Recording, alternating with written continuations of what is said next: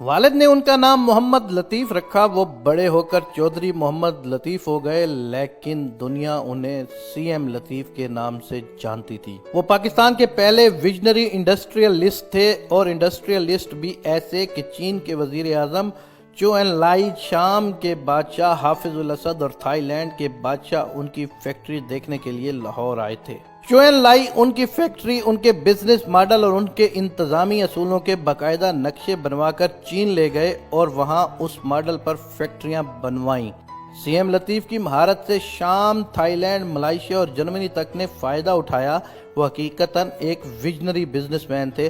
وہ مشرقی پنجاب کی تحصیل بٹالہ میں پیدا ہوئے۔ والد مہر میران بخش ارائیں اپنے بچوں کو اعلیٰ تعلیم دلانا چاہتے تھے، لیکن وہ لطیف صاحب کے بچپن میں فوت ہو گئے۔ لطیف صاحب نے والد کی خواہش کے مطابق اعلیٰ تعلیم حاصل کی۔ یہ 1930 میں مکینیکل انجینئر بنے اور تعلیم مکمل کرنے کے بعد انہوں نے 2 کمروں اور 1 برآمدے میں اپنی پہلی مل لگائی۔ یہ صابن بناتے تھے۔ ان کے چھوٹے بھائی محمد صدیق چودھری بھی ان کے ساتھ تھے۔ صدیق صاحب نے بعد از نیوی جوائن کی اور یہ قیام پاکستان کے بعد 1953 سے 1959 تک پاکستان نیوی کے پہلے مسلمان اور مقامی کمانڈر ان چیف رہے۔ لطیف اور صدیق دونوں نے دن رات کام کیا اور ان کی فیکٹری چل پڑی۔ یہ ہندو اکثریتی علاقے میں مسلمانوں کی پہلی انڈسٹری تھی۔ یہ صابن فیکٹری کے بعد لوہے کے کاروبار میں داخل ہوئے اور دیکھتے ہی دیکھتے علاقے میں چھا گئے اور لاکھوں میں کھیلنے لگے۔ پاکستان بنا تو ان کے پاس 2 آپشن تھے، یہ اپنے کاروبار کے ساتھ ہندوستان میں رہ جاتے یا یہ کاروبار، زمین، جائیدادیں اور بینک بیلنس کی قربانی دے کر پاکستان آ جاتے۔ سی ایم لطیف نے دوسرا آپشن پسند کیا۔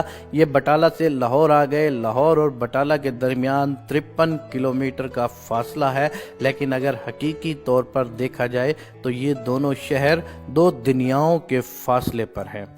آزادی نے سی ایم لطیف کا سب کچھ لے لیا۔ یہ بٹالہ سے خالی ہاتھ نکلے اور خالی ہاتھ لاہور پہنچے۔ بٹالہ میں ان کی فیکٹریوں کا کیا سٹیٹس تھا، آپ اس کا اندازہ صرف اس حقیقت سے لگا لیجئے کہ ہندوؤں اور سکھوں نے ان کی ملوں پر قبضہ کیا، کاروبار کو آگے بڑھایا، اور آج بٹالہ لوہے میں بھارتی پنجاب کا سب سے بڑا صنعتی زون ہے۔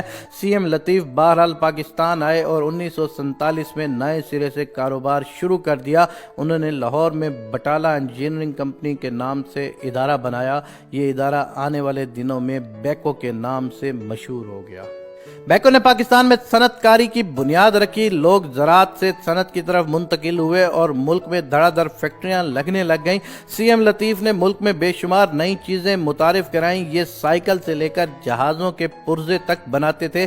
بیکو گروپ یورپ سے لے کر چین اور جاپان تک مشہور تھا۔ جاپان اور چین کی حکومتیں اپنے لوگوں کو ٹریننگ کے لیے بیکو بھیجتی تھیں۔ 1971 میں پاکستان ٹوٹ گیا اور ذوالفقار علی بھٹو موجودہ پاکستان کے صدر بن گئے۔ بھٹو نے 1972 میں ملک کے تمام صنعتی گروپ کو ملا لیے۔ یوں صدر کے ایک حکم سے ملک بھر کے تمام بڑے صنعت کار فٹ پاتھ پر آ گئے۔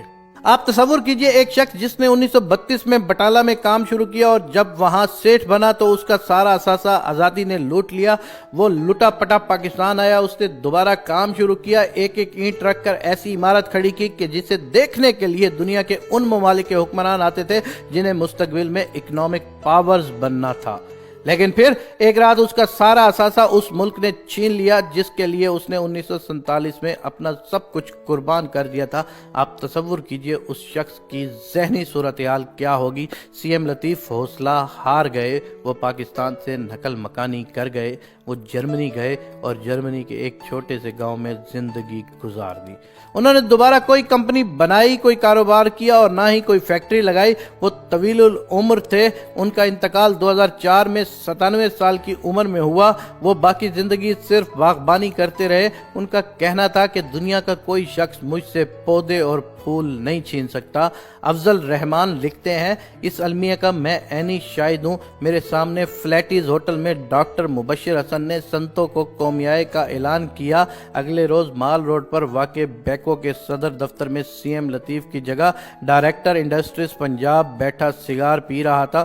میں نے ریڈیو کے لیے انٹرویو کیا تو موصوف نے گول مول جواب دیے کیونکہ اس کو کچھ پتہ تک نہیں تھا۔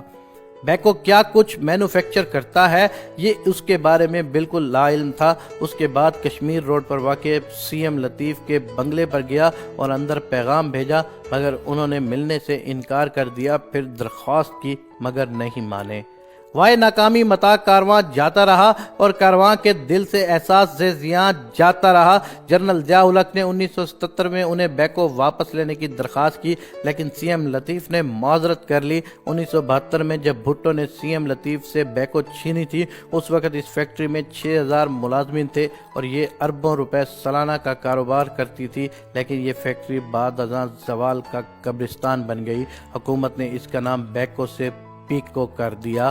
پیکو نے 1998 تک اربوں روپے کا نقصان کیا۔ یہ ہر سال حکومت کا جی بھر کر خون چوستی تھی۔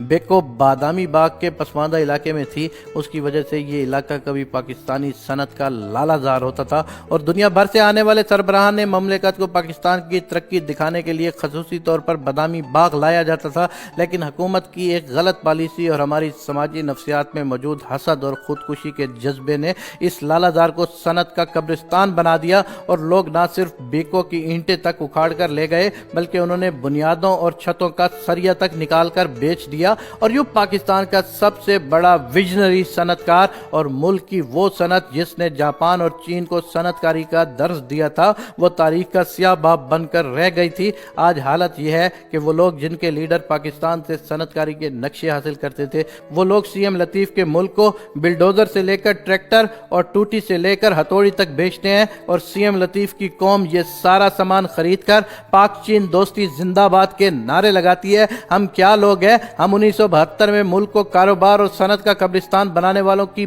برسیاں مناتے ہیں، لیکن ہمیں سی ایم لطیف جیسے لوگوں کی قبروں کا نشان معلوم تک نہیں ہے، اور نہ ہی یہ معلوم ہے کہ یہ زندگی کی آخری سانس تک پاکستان کو کس نظر سے دیکھتے رہے۔ یہ المیہ اگر صرف یہاں تک رہتا تو شاید ہم سنبھل جاتے، شاید ہمارا ڈھلوان پر سفر رک جاتا، لیکن ہم نے اب ڈھلوان پر گریس بھی لگانا شروع کر دی ہے۔ ہم 20 کروڑ لوگوں کی قوم ہے، لیکن ارب پتی صرف 2 ہی ہیں۔ کیا کام کرنا، کیا ترقی کرنا جرم ہے؟ کیا ہم بھی سیاستدانوں، بیوروکریٹس اور جرنیلوں کی طرح دبئی، لندن اور نیو یارک میں بیٹھ جائیں؟